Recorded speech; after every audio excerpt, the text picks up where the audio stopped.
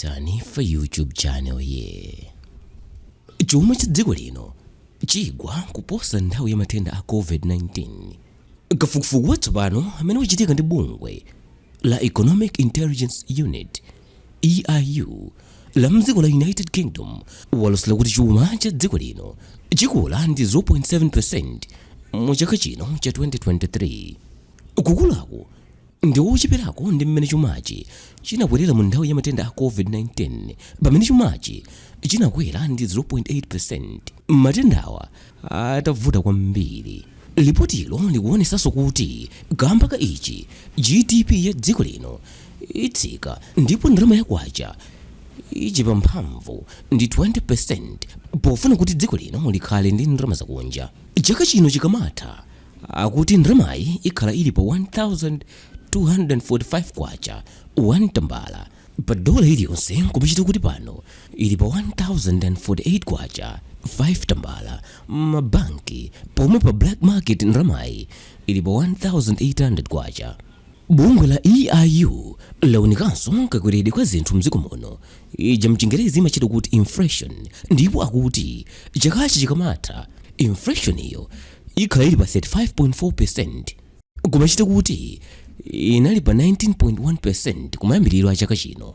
Bungwelo likuyembekezeranso kunena kuti banki yayikulu mdziko muno ya Reserve Bank ikweza policy rate yawo kuchoka pa 26% kufika pa mlingo wina ndi cholinga chakuti athane ndi vuto la inflation ili. Lipotilo linatinso GDP ichipekedwa ija ena mchingerezi amatcha kuti deficit ndi 10.2% mu chaka cha chuma cha 2023-2024, ndipo idzakana achipera mu zaka za 2026 ndi 2027 ndi 4.3%. Kamba kakuti kagwiritsidwe ntchito ka ndalama ndi boma kadzakhala kanzeru, ndipo mayiko ena othandiza adzayemberanso kuthandiza dziko lino kamba kachikhulupiriro ndi mmene boma lidzakhale likuyendesera chuma chake. Deficit iyo idzayesera kuthesedwa pobwereka ndalama konkuno ija mchingerezi amatcha kuti domestic borrowing, ndipo pofika mchaka cha 2026 ndi 2027 ngongole zomwe dziko lino lili nazo zidzachepa ndi 70.3% kuchoka pa 77.3% zomwe zilili pano.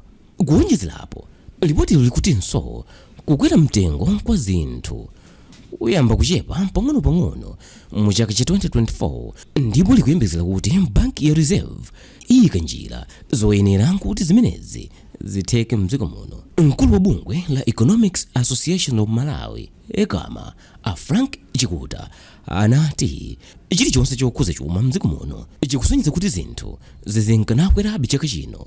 Katswiri wina wazachuma a Excellence Lumbu anati panopa kuchepa kwa ndalama yakwacha kukhala kukupitilira, ndipo mitengo ya zinthu zofunika pa moyo wa anthu zikhala zikunkanakwerabe. Abechani Chileni amene ndi kaswiri wazachuma komanso ndi mphunzitsi wa sukulu ya ukachenjedwe ya Malawi University of Business and Applied Sciences MUBAS akuti dziko lino likuyenera kuyamba kupanga zinthu lokha ija mchingerezi imachita kuti industrialization, kupititsa patsogolo ntchito za migodi komanso kulimbikitsa njira zamakono azaulimi kuti pakatha nthawi mavuto amene ali panowa adzakhale amakedzana. Mu chaka cha 2022 chuma cha dziko lino chinakwera ndi 1.2%, ndipo pamene ankapereka dongosolo la zachuma la chaka chino ku nyumba ya malamulo mwezi wa March mchaka cha 2023, nduna ya zachuma mdziko muno a Sosten Gwengwe anauza aphungu kumeneku kunena kuti